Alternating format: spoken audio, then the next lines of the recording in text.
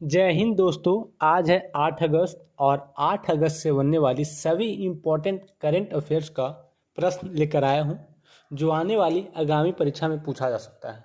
तो चलिए बिना देर किए आज का क्लास स्टार्ट करते हैं। तो ये रहा आज का पहला क्लास।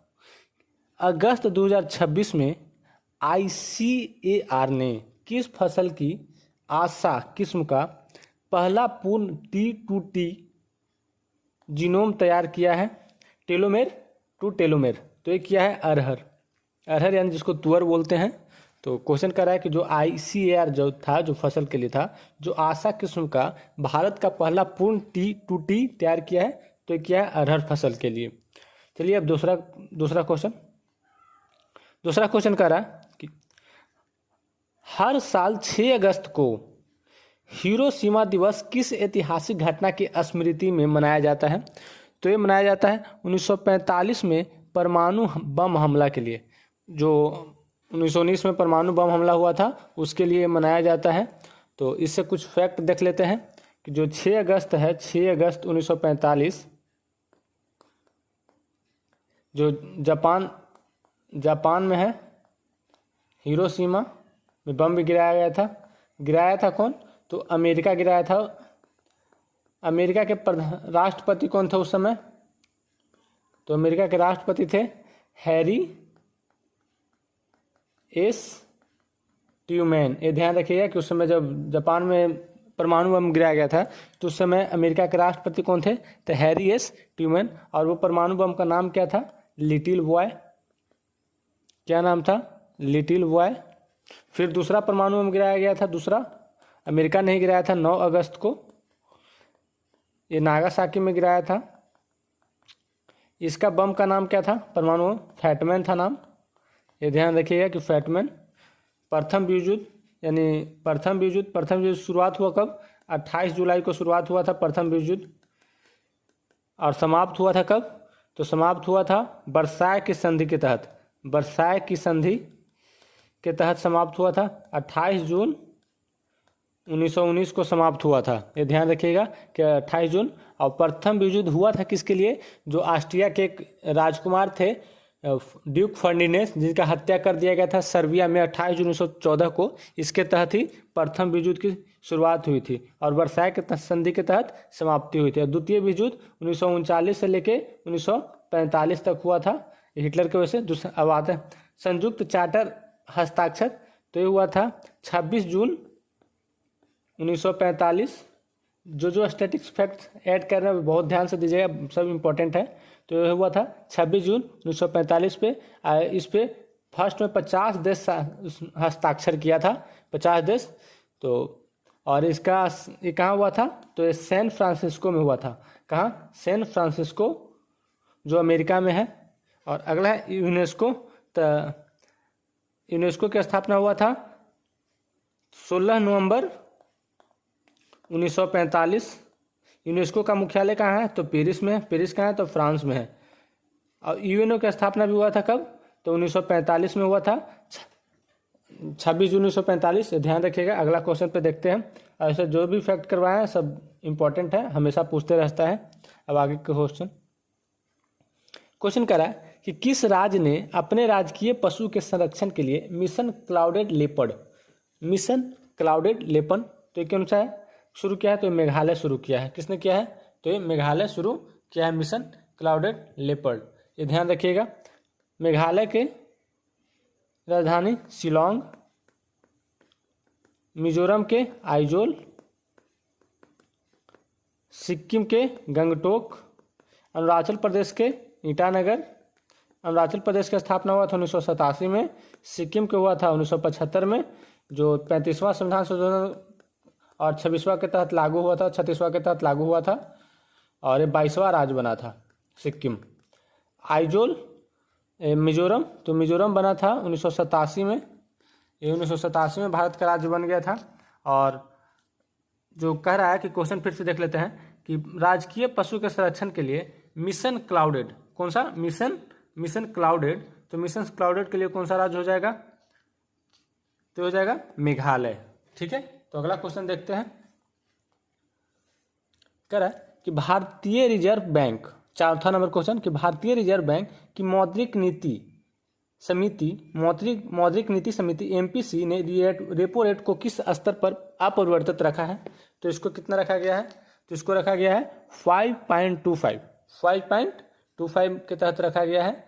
और जो यहाँ पे ऑप्शन दे रहा है 5.75, ये 2024 से 2025 तक का रखा गया था, 2024 से 2025 तक का। और एमपीसी का होता है मॉनेटरी पॉलिसी कमेटी। ये ध्यान रखिएगा कि इसका full form monetary policy committee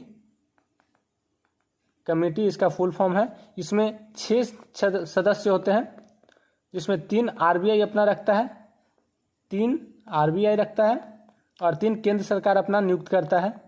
ये ध्यान दीजिएगा। और वर्तमान में आरबीआई के गवर्नर कौन है? गवर्नर तो वर्तमान में है संजय मल्होत्रा।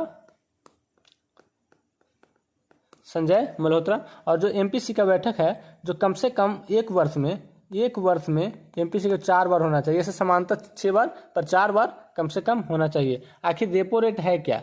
रेपो रेट है क्या? तो रेपो रेट हम उसको कहते हैं कि जिस ब्याज दर पर आरबीआई वाणिज्यिक बैंक, यानी जो कॉमर्शियल बैंक होता है, वाणिज्यिक बैंक से मतलब ऋण लेता है, अब अल्पकालीन समय के लिए ऋण लेता है, उसको हम कहते हैं रेपो रेट। ये जो आरबीआई तय करती है, तो ये ध्यान रखिएगा। ये जो फैक्ट करवाए हैं, एक होता है रिवर्स रेपो रेट, ये भी हम बता दे रहे हैं। रिवर्स रेपो रेट क्या होता है? तो रिवर्स रेपो रेट होता है कि जब मतलब एक मिनट, हाँ ठीक है, रिवर्स रेपो रेट ये भी लेता है जब क्या होता है कि वाणिज्यिक बैंक लेता है इससे लोन। और रिवर्स रेपो रेट होता है कि जब आरबीआई वाणिज्यिक बैंक से लोन लेता है। ये हमको ध्यान में नहीं आ रहा, कंफ्यूजन देख लेते हैं रिवर्स रेपो रेट क्या है, आगे हम बता देते हैं लास्ट में। अगला क्वेश्चन कह रहा है कि 5वां, केंद्र सरकार ने कैबिनेट सचिव टीवी सोमनाथन और गृह सचिव गोविंद मोहन का कार्यकाल कितने वर्षों के लिए बढ़ाया गया है? केंद्र सरकार ने कैबिनेट सचिव जो है टीवी सोमनाथन और एक गृह सचिव है गोविंद मोहन का कार्यकाल कितने 1 वर्ष के लिए बढ़ाया गया है। 1 वर्ष के लिए। जो टीवी सोमनाथन है, जो 1987 बैच के आईएएस हैं, जो तमिलनाडु कैडर से हैं, तमिलनाडु।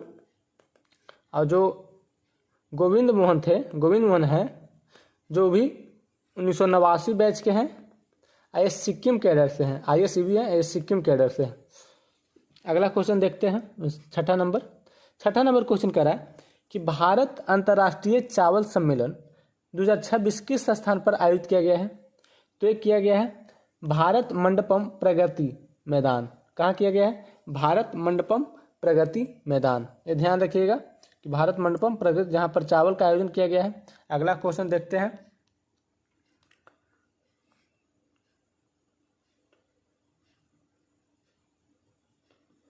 एयर इंडिया के मुख्य कार्यकारी अधिकारी यानी सीईओ के रूप में किसे नियुक्त किया गया है? तो आप पूछ रहा है कि एयर इंडिया के मुख्य कार्यकारी अधिकारी, तो ट्रेवोल्डो ग्रेवे मॉरियम किसको चुना गया है? तो ट्रेवोल्डे ग्रेवे मॉरियम। ये ध्यान रखिएगा, इनको चुना गया है एयर इंडिया के लिए। एयर इंडिया की स्थापना कब हुआ था? अगर एयर इंडिया की स्थापना पूछे तो 1932 में। किसने किया था? JRD टाटा। इसका मुख्यालय कहाँ है? मुख्यालय तो गुरुग्राम में इसका मुख्यालय है। गुरुग्राम कहाँ है? तो हरियाणा में है। ये ध्यान रखिएगा। अगला क्वेश्चन देखते हैं, 8 नंबर क्वेश्चन कर रहा है कि हाल ही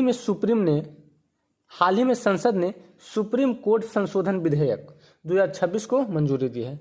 इसके तहत भारत के सुप्रीम कोर्ट में न्यायाधीशों की कुल संख्या को 34 से बढ़ाकर कितना कर दिया गया है? एक क्वेश्चन पूछ रहा है कि कितना से कितना कर दिया है। तो ध्यान रखिएगा कि 38 कर दिया। इसके पहले कितना था?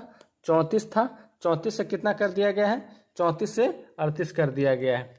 इसे और देख लेते हैं कि कब कब क्या किया था। तो देखते हैं, जो पहले वाला था कि कब क्या कैसे कितना बढ़ाया है, वो सारा बता देते हैं आप लोग को।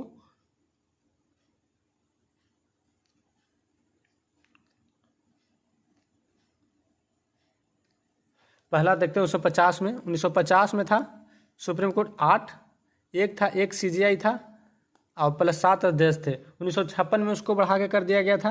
1956 में 11 कर दिया गया था। 1960 में 14 कर दिया गया था। 1977 में संशोधन हुआ था जिसमें 18 कर दिया गया था। 1986 में 26 कर दिया गया था। 2009 में 31 किया और 2019 में 34 कर दिया गया था। और वही 2026 में अभी 38 कर दिया गया है, जिसमें एक CGI और प्लस 37 सदस्य रहेंगे। ये ध्यान रखिएगा। अगला क्वेश्चन, केंद्र सरकार की किस योजना के तहत जम्मू कश्मीर को पूरी तरह साक्षर केंद्र शासित घोषित किया गया है? तो ये ध्यान रखिएगा कि उल्लास योजना के तहत, यानी उल्लास किसे, समाज में सभी के लिए आजीवन सीखने की समझ, इसका एक थीम है। तो कह रहा है कि केंद्र जम्मू कश्मीर को पूरी तरह साक्षर केंद्र किस केंद्र शासित घोषित किया गया है? तो उल्लास योजना के तहत। उल्लास योजना के तहत पहला साक्षर राज्य कौन बना था? पहला साक्षर राज्य हम उल्लास योजना के तहत पहला बना था मिजोरम। ये ध्यान रखिएगा, बहुत जरूरी, पूछा भी है। दूसरा कौन बना था? दूसरा राज्य तो त्रिपुरा, दूसरा गोवा बना था, दूसरा गोवा बना था। तीसरा त्रिपुरा बना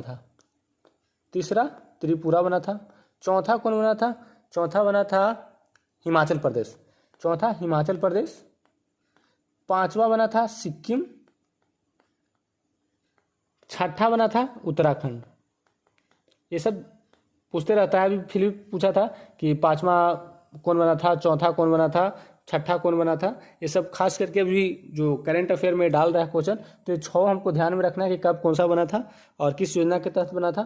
तो उल्लास योजना के तहत। अगला आता है 10वां क्वेश्चन पे। 10वां क्वेश्चन कह रहा है कि केंद्र सरकार ने हाल ही में गुजरात और राजस्थान में किस बीमारी के प्रकोप की जांच के लिए national joint outbreak response team NGORT के तैनात किया है? तो ये किया है चांदीपुरा वायरस बीमारी। किसका कर रहा है? गुजरात और राजस्थान में किस बीमारी के प्रकोप की जांच के लिए national joint outbreak response team NGORT को तैनात किया है? तो इसके लिए क्या है? चांदीपुरा वायरस बीमारी के लिए क्या है? CHSP। तो आज का सारा क्वेश्चन समाप्त हुआ। जैसा कि आपने देखा, आज का सारा इंपॉर्टेंट क्वेश्चन करवा दिए जो आगामी परीक्षा में पूछ सकता है, और कुछ जो स्टैटिक फैक्ट ऐड किए हैं वो हर एग्जाम में पूछा ही है, कभी ना कभी वो पूछा ही, इसलिए उसको ऐड किए थे। और अच्छा लगा तो लास्ट तक देखें, और कोशिश रहेगा हमेशा कुछ नया करें। तो चलिए अब कल मिलते हैं नई क्लास के साथ। तो जय हिंद।